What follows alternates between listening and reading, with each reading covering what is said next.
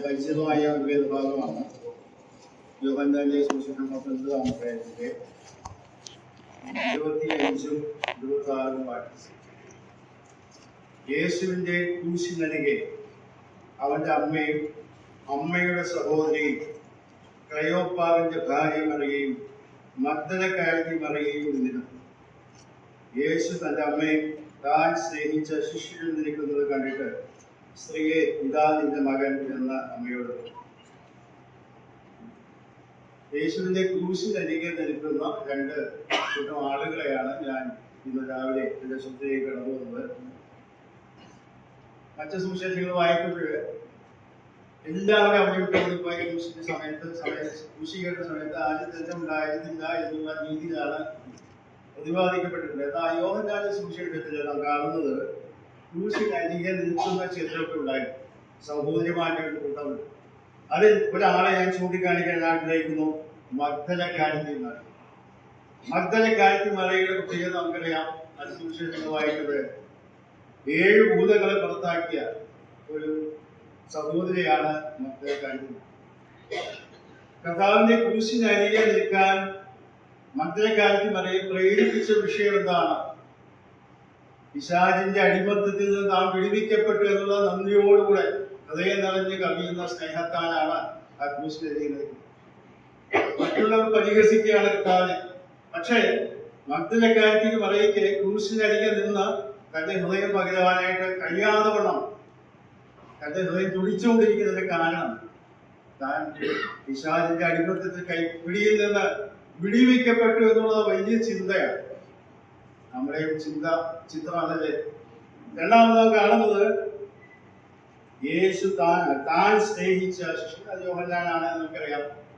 എന്നാൽ യോഹന്നാൻ തന്നെ വിശേഷിപ്പിക്കുന്നത് യേശു സ്നേഹിച്ച ശിഷ്യൻ.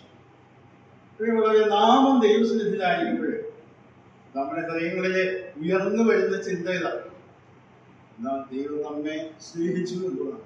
യോഹന്നാന്റെ ലേഖനത്തിൽ നാം വായിക്കുന്നത് നാം ദൈവത്തെ സ്നേഹിച്ചല്ല, അവൻ ആദ്യം നമ്മെ സ്നേഹിച്ചു എന്നാണ്. എന്ന് പറഞ്ഞാൽ സ്നേഹത്തിന് യാതൊരു യോഗ്യതയും ഇല്ലാതിരുന്നപ്പോഴും കർത്താവ് നമ്മെ സ്നേഹിച്ചു. അപ്പൊ യോഹന്നാനും സംബന്ധിച്ചിടത്തോളം മറ്റു ശിഷ്യന്മാരെ ആരുമില്ല എന്നുള്ളതല്ല ആവശ്യം.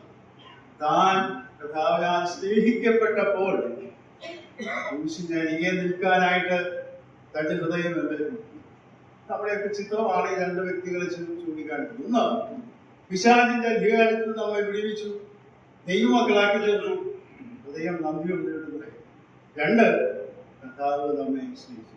തെസ്സലോനിക്ക ലേഖനത്തിലെ അപ്പോസ്തലനായ പൗലോസ് ഒരു വാക്ക് തെസ്സലോനിക്ക വിശ്വാസികളെ കുറിച്ച് വിശേഷിപ്പിക്കുന്ന ഒരു വാക്കുണ്ട്.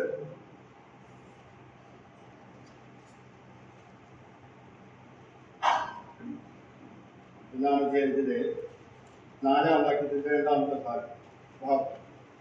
ദൈവത്താൽ സ്നേഹിക്കപ്പെട്ട സഹോദരന്മാരെ, നിങ്ങളുടെ തിരഞ്ഞെടുപ്പിനെ അറിയുന്നു. ഇവിടെ പൗലോസ് ഒരു കാര്യം കൂടെ ചൂണ്ടിക്കാണിക്കുകയാണ്. ദൈവത്താൽ സ്നേഹിക്കപ്പെട്ടപ്പോൾ ദൈവം നമ്മെ തിരഞ്ഞെടുത്തു. വായിക്കുന്നത് തിരഞ്ഞെടുപ്പ് അയോഗ്യരായിരുന്നവർക്ക് ദൈവത്താൽ അംഗീകരിക്കപ്പെടുന്ന യാതൊരു യോഗ്യതയില്ലാത്തവരെ തിരഞ്ഞെടുത്തത്. അതിന്റെ അടിസ്ഥാനം ദൈവത്താൽ സ്നേഹിക്കും. അതായത് ദൈവസ്നേഹത്തിൻ്റെതായ ആ ചിന്ത കൊണ്ട് ദൈവം പിശാചിന്റെ കർത്താവായ യേശു ക്രിസ്തുവിലൂടെ പിശാചിന്റെ അധികാരത്തിൽ നമ്മെ വിടുവിച്ചു എന്നുള്ള ആ അവസ്ഥ നാം മനസ്സിലാക്കിയിട്ടുണ്ട്.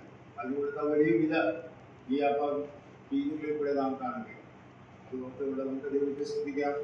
ദൈവഭാഗ്യം നമ്മുടെ ഹൃദയം പകരാം. ആ ക്രൂശിനരികെ നിന്നുകൊണ്ട് കർത്താവേ, എന്നെ സ്നേഹിച്ചല്ലോ.